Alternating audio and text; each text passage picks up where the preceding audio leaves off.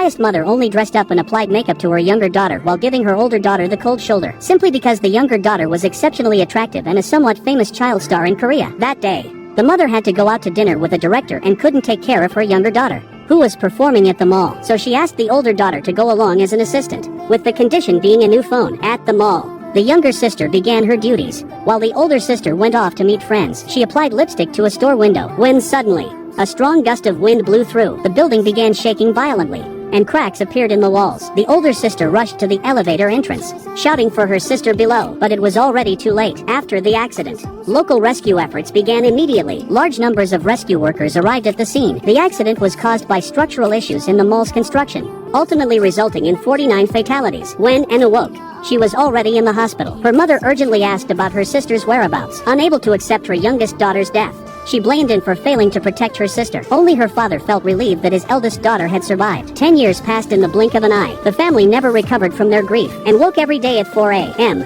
throwing herself into work to distract herself from her dark thoughts. Besides managing the bathhouse, she cared for her mother, who had sunk into despair. Neighbors gossiped behind her back, saying that since she'd used the money from selling her daughter to start her business, she should pull herself together and move on with her life, and bought a cake especially for the anniversary. After taking a couple of bites, she went to her father's restaurant. Ever since the youngest daughter's death, her father had separated from his wife and daughters. They never visited during holidays or festivals. The departed are gone, yet the living family has turned into enemies. But this pain became Annie's driving force. She studied architectural design diligently and took on part-time work creating model drawings for construction companies. When she spotted flaws in the blueprints, she confronted the clients head-on. It was precisely this earnest attitude that caught her boss's eye, leading him to make an exception and hire her.